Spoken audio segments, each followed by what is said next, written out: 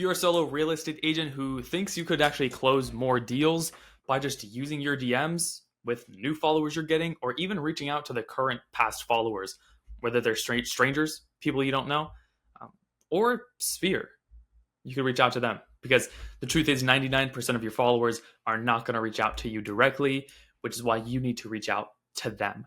This video is going over my framework. Basically, for some context, Aris, a real estate agent in the Bay Area of California, was on a conversation with a lady. And she basically told him like some house sizing, like what kind of city she was in. He was being very educational, maybe not always asking the right questions, but just kind of, replying to what she said and hope she would continue. So at this context, as you can see on the screen, you can zoom in.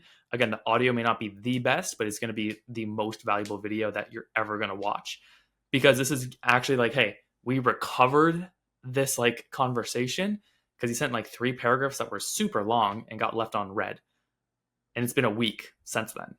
So this is a one-on-one call with me and Aris a week after he sent these larger paragraphs to her. Yeah, So she. there's one thing we could do, because you did send a decent paragraph after right here and at the bottom, and she did see it. So possibly a voice message could be good, or we risk it with just a very good question. Probably something along that reverse psych pivot, because that tends to get some good responses where it's like, here, let me read what you said first. Sure, I'll get you the information we want if I can be any help, resources, school districts, Pleasanton. That way we can come up with a better game plan based on budget, time frame. Okay, so you haven't really offered her any.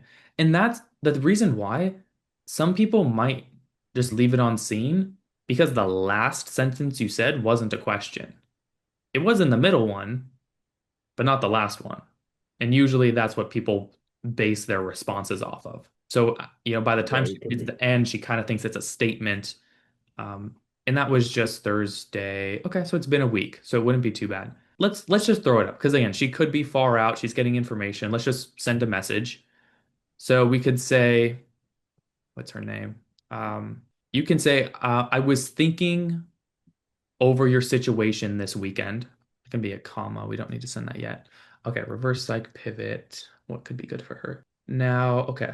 I don't think, did we get, you don't have to scroll, but just based off what you hear, did we get the actual reason why she didn't want to stay in Fremont? No, Okay. she did not say it. Yeah. Right. So that would be one that would be it, where obviously she's talking about where she wants to go and she has like a growing family, but like, you know what? That makes sense. So, Oh, yeah. I think because uh, it could be that sh they are renting now. Yeah. right. Did they say they were? I mean, I'm sure they are, but did they say they were renting? No. But they're No. on visa. So yeah, I'm assuming they're renting. True. Oh, yeah. They're on visa. So yeah, I think the visa situation throw her off a little bit, and then also the price. Right, right. Yeah. So I'm assuming she's renting. Okay. So that's what we can do is um here, let me see where we're at. We're here. Okay. I was thinking over your situation this weekend. So you can say this. I've seen some, you could say clients, you could say clients. I've seen some clients continue to rent in the South Bay. You can say like comma, keeping it simple.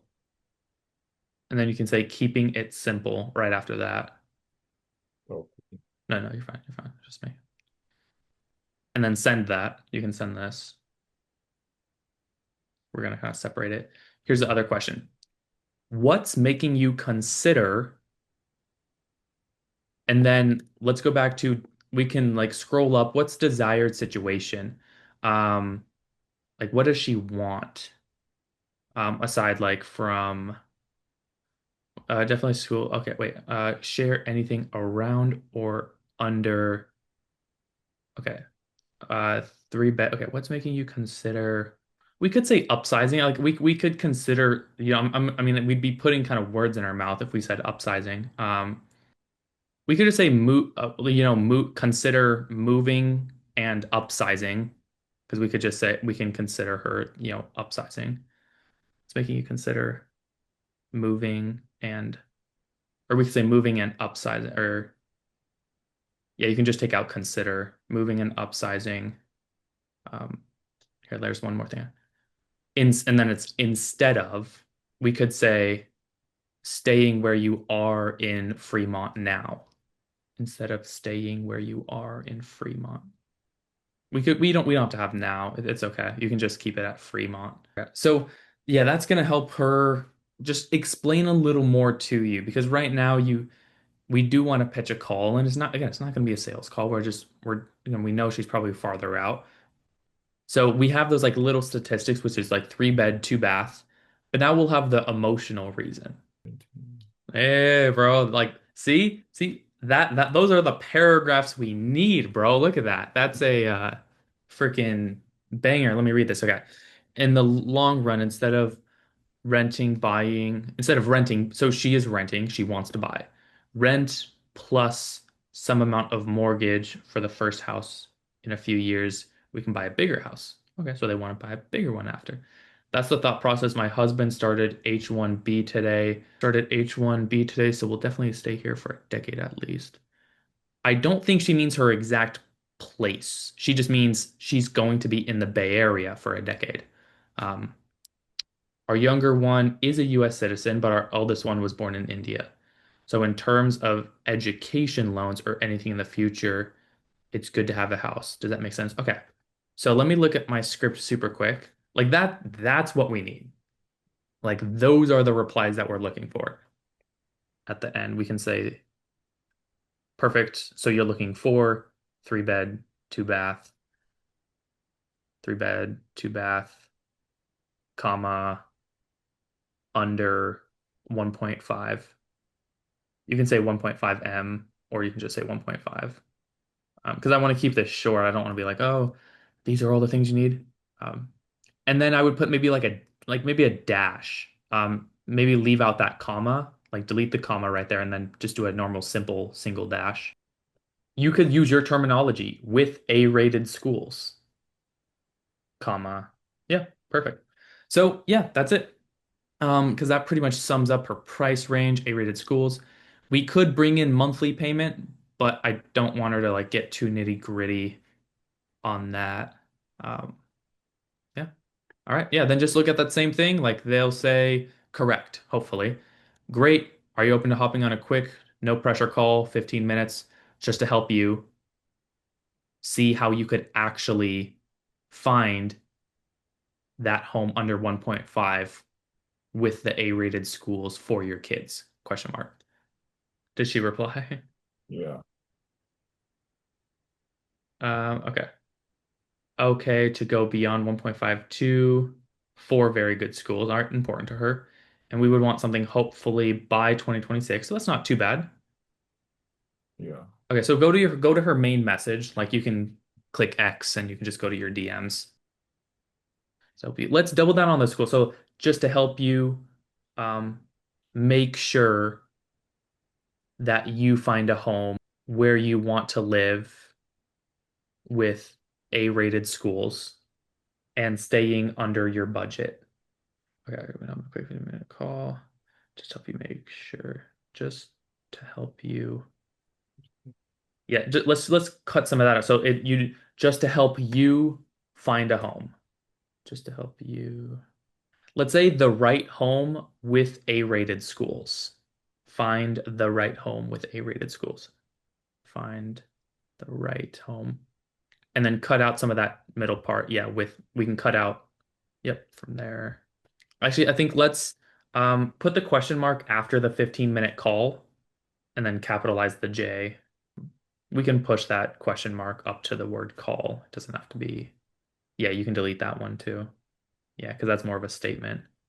Um, and then where you have the question mark right now, you can like put it up to the word call. It doesn't have to be. Do you want me to put like Zoom call or just No, it doesn't have, no, you don't have to say that. okay? Would you open? I mean, if they wanted to just like phone call, do I mean, you? really, they don't until they actually like book on your calendar. A lot of times they don't even know it's going to be a Zoom call. So like usually that's like the smallest thing is like they're going to be like, "Oh wait, it's a Zoom call." And it's going to like because again, that's just where they're going to build the most trust with you. If it's just on a call, they're still just going to treat you like any other agent that they're Yeah, talking one to. okay. Yeah, it makes Uh, sense. but if it's like comes down to it and like you see them like, oh, sorry, I didn't know it was Zoom. Like, sorry, we're late. We didn't know it was Zoom. Then just call them. Like if something physically happens because it's Zoom, then you can give them a call or something like that. Um, but if they literally don't say anything, then once they get that Calendly reminder or the Calendly email, they'll see that it's on Zoom there. And if they have um, an objection to that, then sure, maybe you can call. But usually they won't have an objection to it.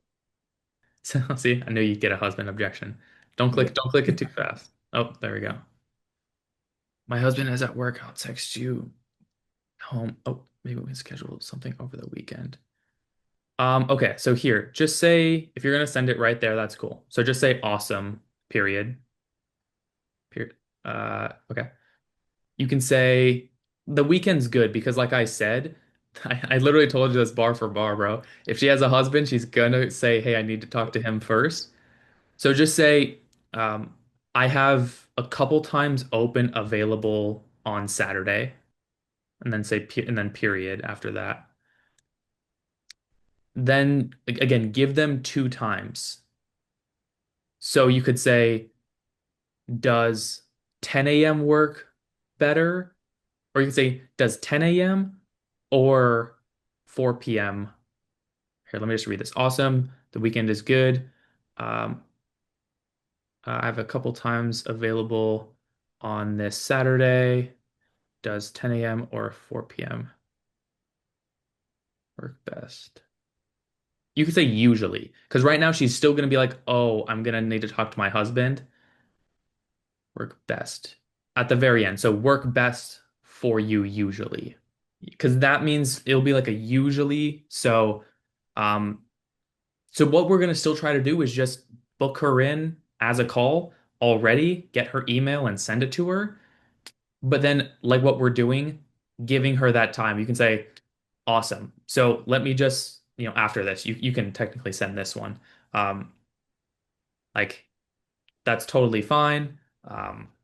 You know, I want you to I want you to talk to your husband. Um, but let me just book it in for right. Oh, there we go. All right, 10 a.m. works. So this is what I meant. So let's say just say yeah, because again, she's still pretty good. This is like the minor details I'm thinking of. Just say, got it. What's a good email for? Yeah, just say that. Just say that. It's not complicated. And then again, I don't know if you've done the process. Um, what you're going to do after you get her email is literally just create her as a contact inside of Calendly and then book her for 10 a.m. on Saturday. Then you're going to send the message that says, just sent you a confirmation via Calendly. Can you confirm by pressing the yes at the bottom of the email? I want to send this as two separate messages. So copy from that bottom to that. Yep. You still want to be like question mark or statement? Yeah, question mark. I think I just like the would you be able to was a little more polite compared to the can you. There you go. Awesome. So that's basically a glimpse of what it looks like to go into the DMs. We went from basically having Aris sending a very more educating conversation, not actual like finding desires and pain points, but a very educating decision with someone who was corresponding to him. And he was left on red for pretty much a week. And so those are the questions we asked to spark back that conversation. And literally within an hour, got her booked onto a consultation call that weekend. Now, if you guys want to know more about, DMs, which is really where you actually get deals and consultations booked onto your calendar, um, again, through this exact system that I teach in the Real Estate Content Academy, you can watch some of the trainings down in the description. Otherwise, you can follow me on Instagram, subscribe to here on YouTube. But that's what we are doing in RCA to actually sign clients and use Instagram as a main lead gen source, getting views to followers to DM conversations to consultations. So that's what we got going today. That's what we got going on today. I'll see you guys in the next training or video. Subscribe.